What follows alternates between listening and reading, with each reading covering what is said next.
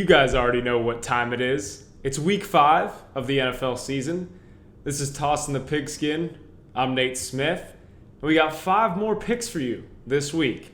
But first, as always, we check in and see how I did last week, which was an embarrassment. Can't sugarcoat it. Is what it is. We take it on the chin. We move on.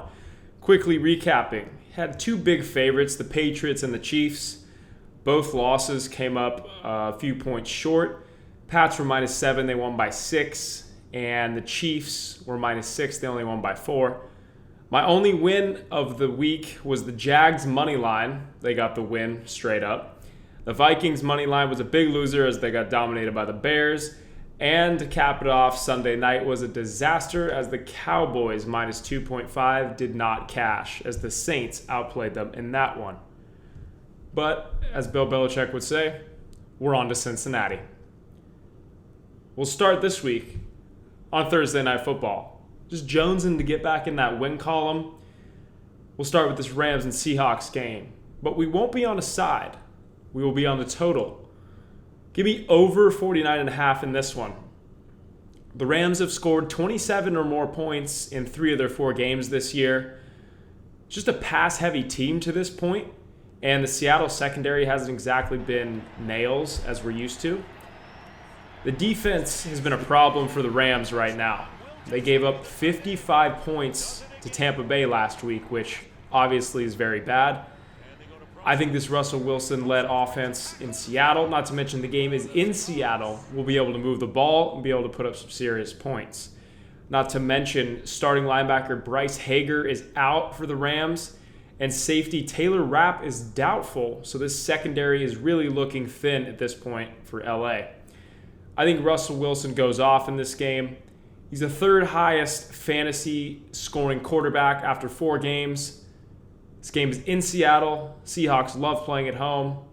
Tough game for the Rams on a short turnaround. I think both defenses are vulnerable, and both offenses are the strengths of each team. I like the over, 49.5.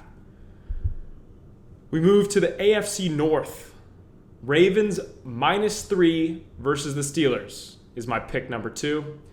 This is a rivalry game. I think it'll be pretty close throughout. The Ravens are just the better team here. The Steelers are on a short week, playing Monday Night Football against the Cincinnati Bengals last week. And last I checked, Mason Rudolph is still the starting quarterback here with Big Ben's injury. Lamar Jackson, he hasn't been great. He was not great last week.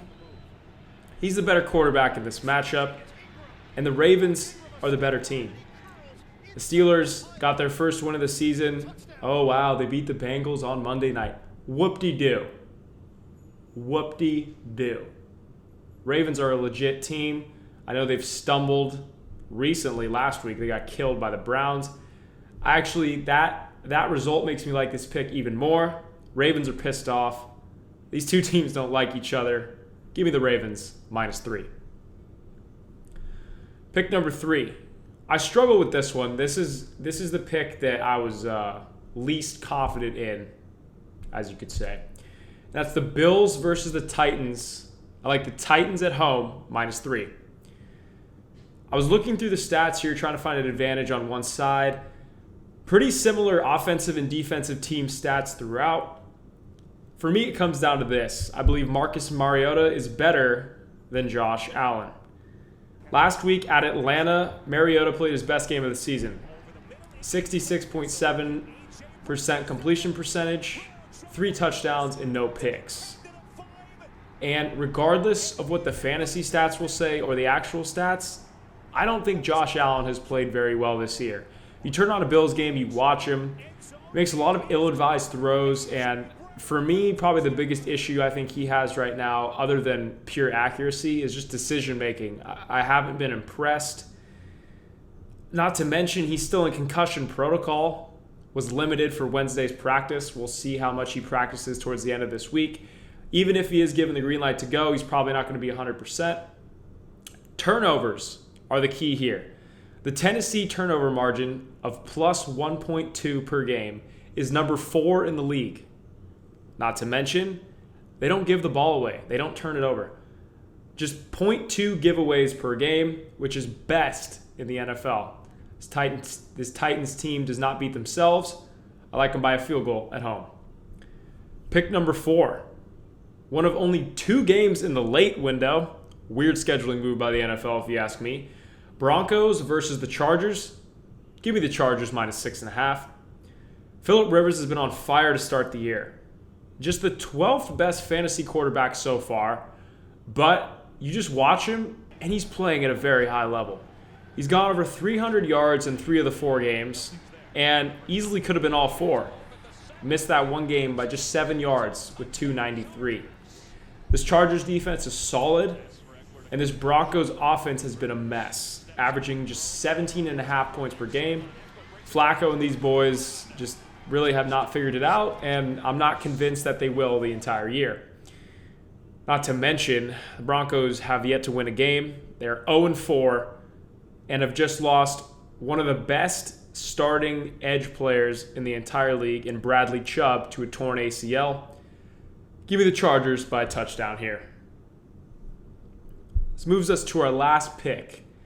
Really looking forward to this game, actually, just from a fan perspective of enjoying good football.